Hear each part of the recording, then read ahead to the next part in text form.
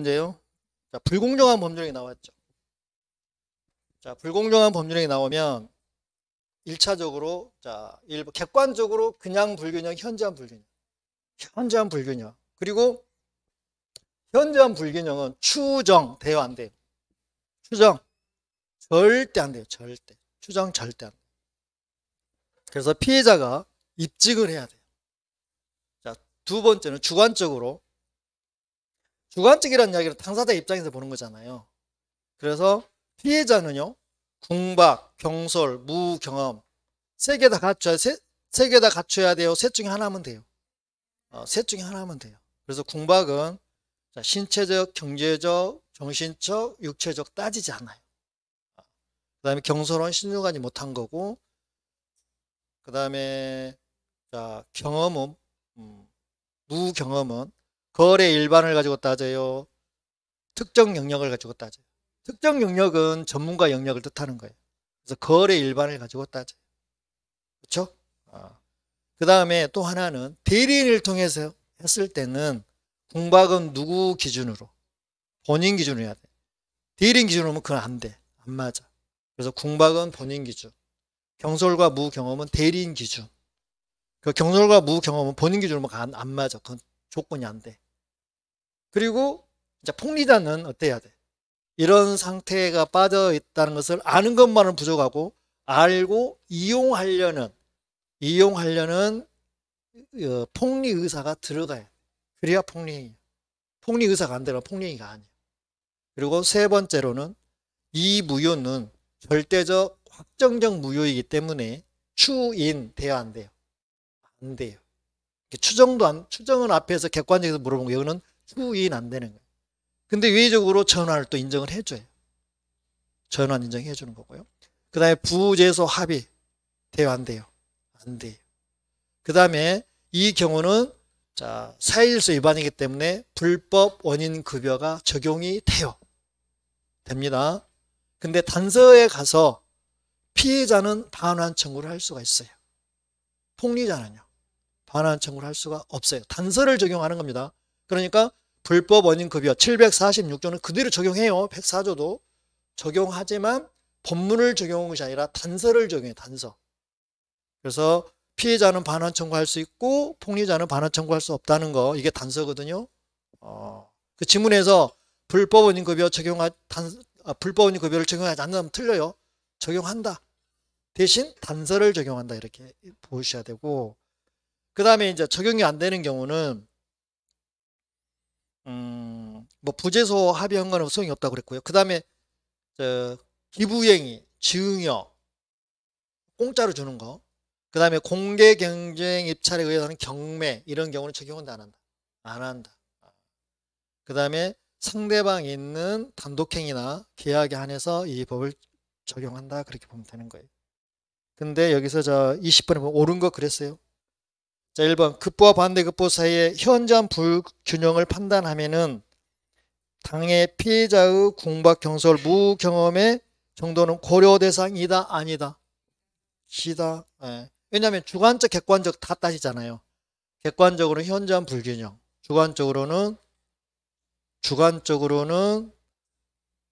당사자니까 당사자가 뭐예요? 셋 중에 하나 맞아야 되고, 그 다음에 폭리자는 알고 이용을 해야 되고, 고려 대상이다 그래야 되고요. 자, 2번은 경매 나왔어. 그럼 뒤에 가서 해당한다, 해당하지 않는다? 맞는다. 가운데 읽지 마. 가운데 읽다 보면 헷갈리고 거기에 꼬이면 넘어가 버려. 그럼 경매 나오면 뒤에 가서 적용하지 않는다 하면 없다, 않는다 맞고, 답 2번이네. 2번 답 나왔어. 그냥 넘어가, 읽지 말고. 읽는 순간 시간 낭비고 뒤에 한 문제 두 문제 더 못 풀어버려. 시간이 남는데 부족한데. 나머지 부족해요? 절대적으로 부족하죠.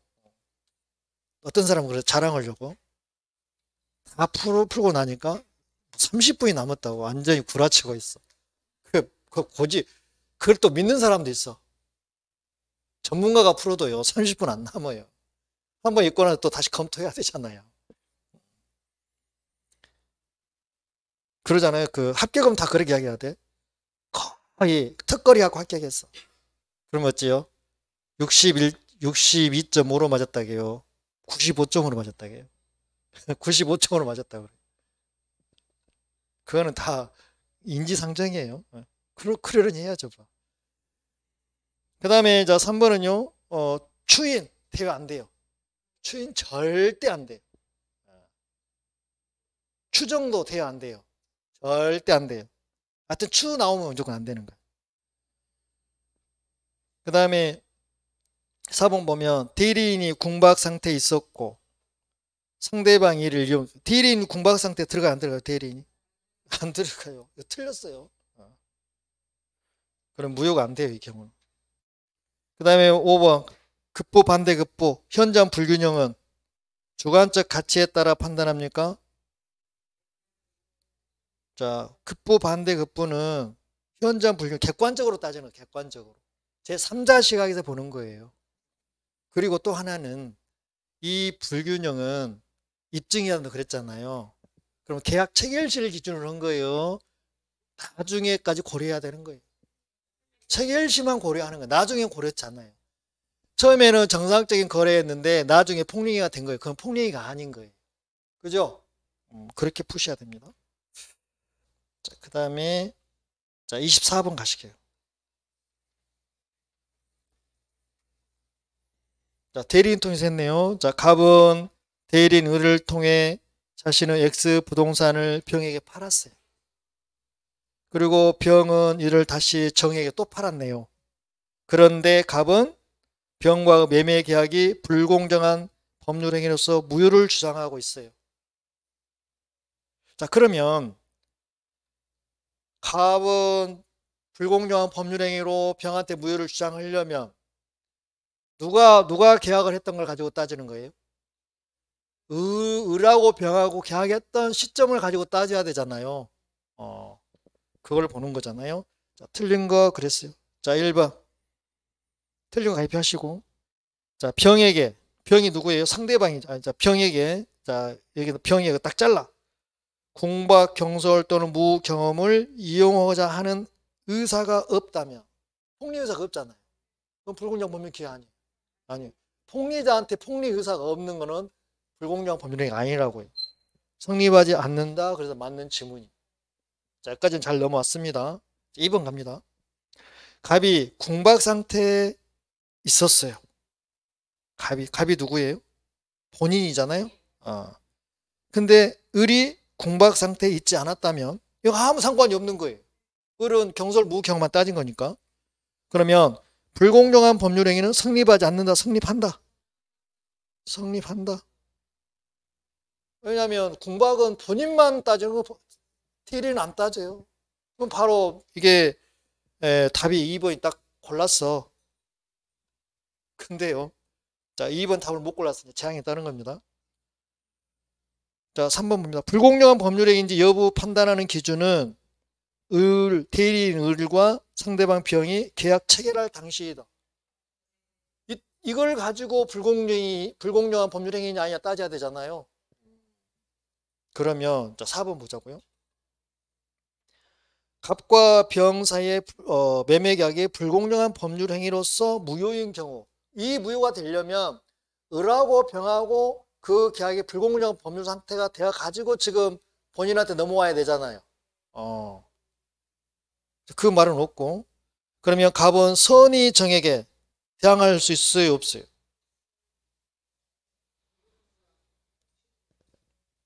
자, 이걸 물어본 거예요. 그러면 갑과 병 사이에서는요, 불공정한 법률행위가 올 일이 있어요, 없어요? 누구하고 했어야 돼요? 을하고 했어야 돼요. 그러면 처음에는 불공정한 법률행위가 아니었는데 나중에 불공정 법률행위 돼가지고 본인이 그걸 주장한다는 이야기잖아요. 불공정 법률 기하 아니요. 아니요. 그리고 병이 취득해가지고 정한테 넘겼어. 이건 정상적인 거래예요. 왜냐하면 대리권 줬으니까 유권 대리예요. 유권 대리. 유권 대리는 본인 책임져 안 져? 유권 대리 본인 책임 안 져? 당연히 지잖아요. 유권 대리니까. 그러니까 계약 체결할 당시에 불공정한 법률행위 아니면 이건 정상적인 대리 관계라니까요. 그러면은 자, 유효한 법률행위가 되는 거예요. 유효한 거래행위가 되는 거예요. 불공정, 본인하고 상대방하고. 왜냐하면 계약은 대리인하고 상대방하고 계약 체결했을 때 불공정한 법률행위 아니냐 판단한다고 그랬잖아요. 근데 이때는 불공정한 법률이 아니었어. 근데 본인이 이제 할 당시에, 마무리할 당시에 불공정한 법률이 됐다고. 그건 불공정한 법률이 아니라고. 그럼 본인에서 병한테 넘어갔잖아. 병은 정상적인 소유자고. 정상적인 소유 상태에서 전득자한테 넘어갔다고. 그러면 유권 대리니까 유효한 대리권이 있는 거니까 이건 정상적인 거래라고. 그러니까 뒤에 가서 불공정한 법률행위 가지고 따질 수 있어 없어? 없어. 대항할 수 없다는 게 맞는 질문이라니까. 근데 요거를 생각 안 하고 그냥 처음부터 불공정한 법률행위니까 본인하고 상대방도 불공정한 법률행위지. 그럼 불공정한 법률행위는 절대적이고 확정적이고 절대적이니까 선의 3조 대항할 수 있지. 이렇게 하면 난리 난다니까. 그러니까 그 3번하고 4번하고 묶어주는 거예요, 사실. 3번에서는 불공정이냐 아니냐는 계약 체결 기준으로 판단한다고 딱 설명을 해줬어. 이것도 복선을 깔아줬다고. 그러면 4번에 가서 본인하고 상대방은 불공정 법률행위가 오면 안 되겠지. 그 판단은 언제 따지는 거니까. 대리인하고 상대방하고 계약할 시점에서 따지는 거니까. 그러니까 정상적인 거래니까 전득자한테 불공정한 법률행위 무효라고 해가지고 그건 가지고 대항할 수 없는 거지. 그러니까 맞는 질문이지. 이해되셨습니까?